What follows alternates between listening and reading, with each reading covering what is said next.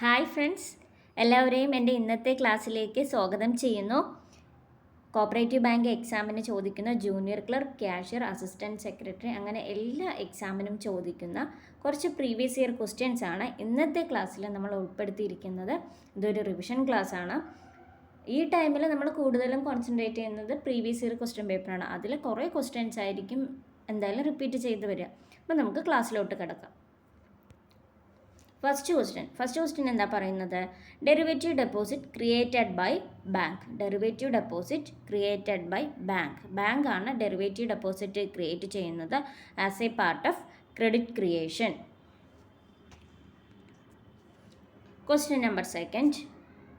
A person appointed as member of a society temporarily for a specific purpose is known as associate member.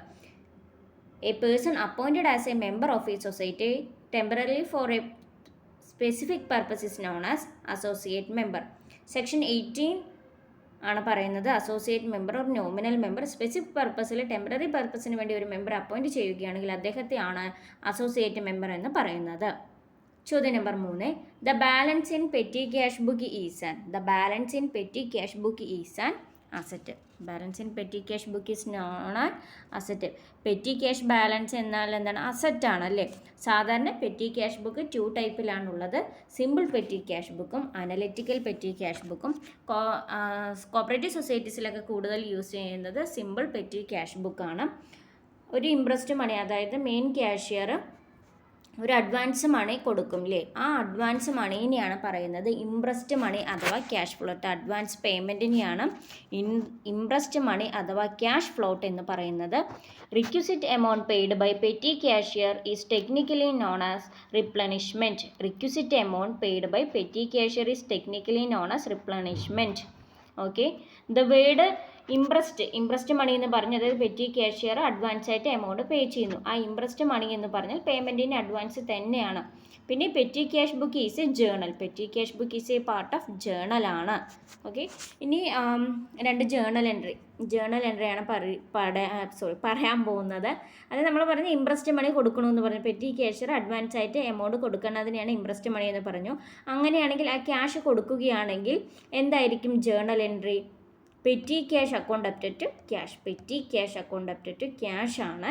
പിന്നെ the balance in the petty cash book is an asset ആണ്. Petty cash book ജേണലാണ്. 2 മെത്തേഡാണ്, simple മെത്തേഡും അനലിറ്റിക്കൽ മെത്തേഡും. ചോദ്യം number 4. The director of cooperative audit is appointed by. DCA is appointed by government. അപ്പോൾ ഒരു ക്വസ്റ്റ്യൻ ചോദിച്ചോട്ടെ, ഓഡിറ്റ് മാനുവൽ ആരാണ്? Under the control of audit manual is under the control of DCA. DCA ആണ് audit മാനുവലിൻ്റെ control ഉള്ളത്. Audit manual എന്താണ് പറയുന്നത്? ആ മീറ്റിങ്ങിലെ പ്രൊസീജിയേഴ്സ് എല്ലാം എഴുതി വയ്ക്കുന്ന ഒരു ഹാൻഡ് ബുക്കാണ് അല്ലേ, ഓഡിറ്ററുടെ ഒരു ഹാൻഡ് ബുക്കാണ് ഓഡിറ്റ് മാനുവൽ എന്ന് പറയുന്നത്. ഓക്കെ, ആ ഓഡിറ്റ് മാനുവൽ എല്ലാ 5 വർഷം കൂടുമ്പോഴും റിന്യൂ ചെയ്യേണ്ടതുണ്ട്. ഇത്രയൊക്കെയാണ് DCA. നമ്മൾ DCAനെ പറ്റിയിട്ട് കഴിഞ്ഞ ക്ലാസ്സിലൊക്കെ നമ്മൾ കുറേ ഡിസ്കസ് ചെയ്തു. അതുകൊണ്ടാണ് കേട്ടോ ഇപ്പോൾ അധികം അതിനെപ്പറ്റി ഡിസ്കസ് ചെയ്യാത്തത്. ഇവിടെ എന്താ പറയുന്നത്? DCA അതിനെ അപ്പോയിൻറ്റ് ചെയ്യുന്നത് ഗവൺമെൻറ് ആണ്. ചോദ്യം number 5. Determination of dispute by decision of 1 or more person is known as arbitrator. Determination of dispute by the decision of 1 or more person is known as arbitrator. ചോദ്യം number 6. Balance sheet of commercial bank is prepared as per BR Act Form A of Schedule 3. Balance sheet of commercial bank is prepared as per BR Act Form A of Schedule 3. Schedule 3 form number Aയിലാണ് balance ഷീറ്റിനെ പറ്റി പറയുന്നത്. എന്നാൽ profit and loss അക്കൗണ്ടിനെ പറ്റി പറയുന്ന form ഏതാണ്? ഇത് from എന്നാണ് എഴുതിയിരിക്കുന്നത്, ഫ്രം അല്ല കേട്ടോ, ഫോം ആണ്. ഫോം നമ്പർ Bയിലാണ് profit and loss account, form number Aയിൽ ബാലൻസ് ഷീറ്റും. സഹകരണ രത്ന and Sahakarana Bandhu awards are given by. സഹകരണ രത്ന and Sahakarana Bandhu awards are given by IFFCO. ഇഫ്കോയുടെ 2 അവാർഡുകളാണ്. ഇഫ്കോ വന്ന വർഷം എപ്പോഴാണ്? 1976 നവംബർ 3-നാണ്. 1976 നവംബർ 3-നാണ് ഇഫ്കോ നിലവിൽ വരുന്നത്.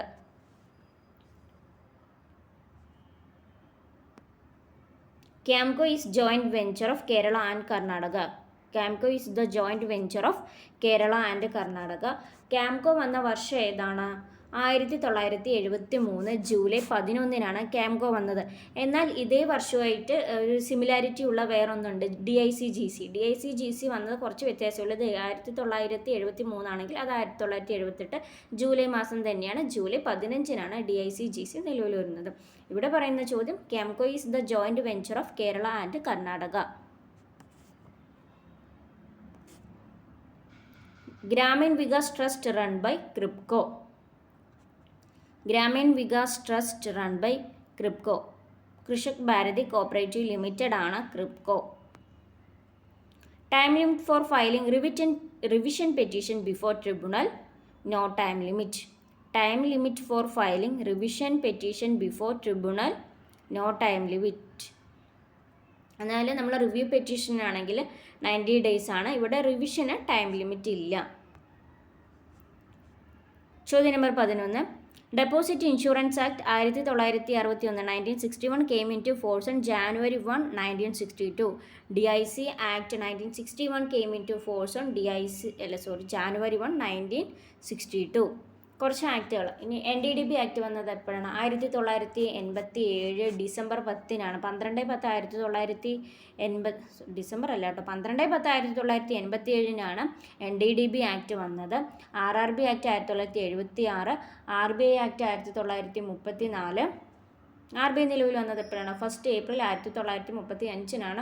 RBI നാഷണലൈസ് ചെയ്തത് 1/1/1949 എങ്കിൽ RBI ഇത്രയൊക്കെയുള്ളൂ. പിന്നെ RBIയുടെ ഒരു കമ്മിറ്റി ഉണ്ടല്ലോ, ഹിൽട്ടൺ എയിം കമ്മീഷൻ, അത് 1926 അത് വന്നിരിക്കുന്നത്. ഇനി 12ാമത്തെ ചോദ്യം. The RBI has created a DICGC, a specialised financial institution for insuring the deposit in banks. The RBI has created DICGC, specialized financial institution for insuring the deposit in banks. DICGC deposit insurance credit guarantee corporation വന്ന വർഷം പറഞ്ഞു. 1978 July 15 maximum amount എത്രയാണ് ഇൻഷുറൻസിന് നൽകുന്നത്? 5 ലക്ഷം രൂപയാണ് കേട്ടോ. 5 ലക്ഷം രൂപയാണ് maximum amount of insurance. Chairman of DICGC deputy governor. Chairman of DICGC deputy ഗവർണറാണ്. ഇത് നമുക്ക് കൺഫ്യൂഷൻ ആവും. ഇപ്പം നമ്മൾ CSEBൻ്റെ സെക്രട്ടറി ആരാണ്? CCUയുടെ സെക്രട്ടറി അഡീഷണൽ രജിസ്ട്രാർ, അങ്ങനെ SCUൻ്റെ അഡീഷണൽ രജിസ്ട്രാറും CCUൻ്റെ അഡീഷണൽ രജിസ്ട്രാർ ജനറൽ ആണ് അവിടുത്തെ സെക്രട്ടറീസ്. അങ്ങനെ നമ്മൾ കുറേ, അതുപോലെ തന്നെ കോപ്പറേറ്റീവ് ട്രിബ്യൂണലിലെ പ്രിസൈഡിങ് ഓഫീസർ, അങ്ങനെ നമ്മൾ കുറേ ഇതുപോലുള്ള ടേം വരുമ്പോൾ നമുക്ക് മറന്നു പോകും. അപ്പോൾ DICGC ചെയർമാൻ ഓഫ് DICGC എന്നത് ഇവിടെയും D ഉണ്ട്, ഇവിടെയും D ഉണ്ട്. അപ്പോൾ ഡെപ്യൂട്ടി ഗവർണർ ഓർത്ത് വയ്ക്കാൻ ചെറിയൊരു ടിപ്പാണ്. DICGCൻ്റെ ചെയർമാൻ ആരാണ്? Deputy governor, appointed by RBI ആണ്. 14ാമത്തെ ചോദ്യം.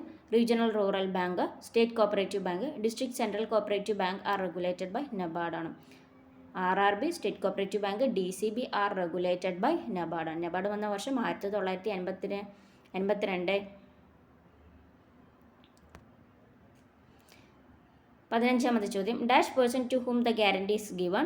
Answer principal creditor. Principal creditor person to whom the guarantee is given.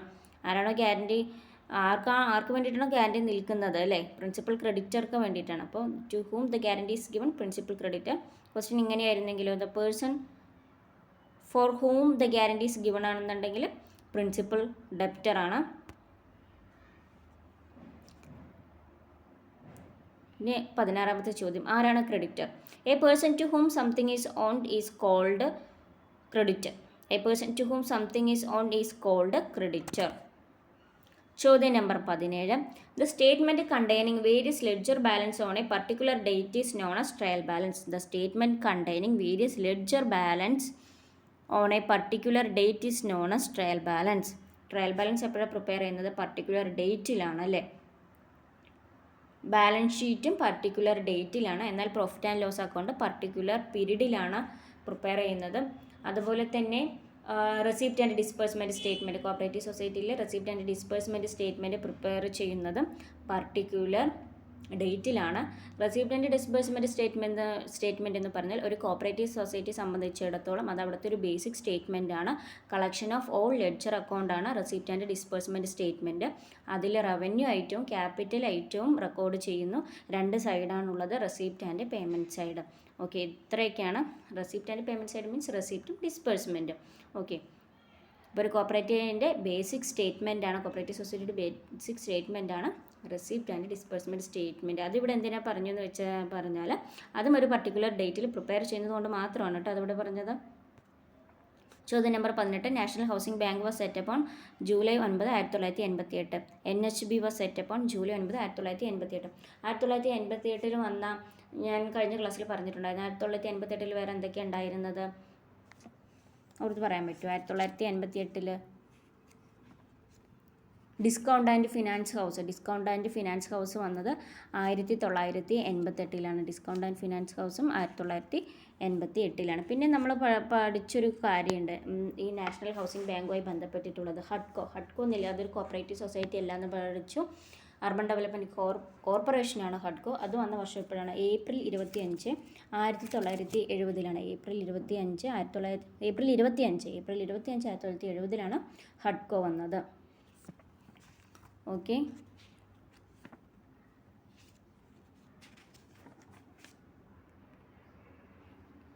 19ാമത്തെ ചോദ്യം, സെബി ആക്ട് എപ്പോഴാണ് നിലവിൽ വന്നത്? 1992. SEBI act. എന്നാൽ സെബി എപ്പോഴാണ് നിലവിൽ വന്നത് ചോദിച്ചു. Securities and exchange board of India നിലവിൽ വന്നത് 1988. 1988 ഏപ്രിൽ 12. 1988 ഏപ്രിൽ 12 സെബി വന്നു. 1992 സെബി ആക്ട് വന്നു. ലാസ്റ്റ് ചോദ്യമാണ്, revenues generally recognised as being earned at the point of time when sale is affected.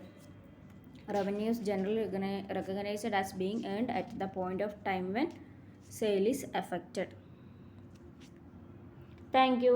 അടുത്ത ക്ലാസ്സിൽ ഇതുപോലെ ഇമ്പോർട്ടൻ്റ് ആയിട്ടുള്ള കുറച്ച് ടോപ്പിക്സ് കൂടി നമുക്ക് പരിചയപ്പെടാം.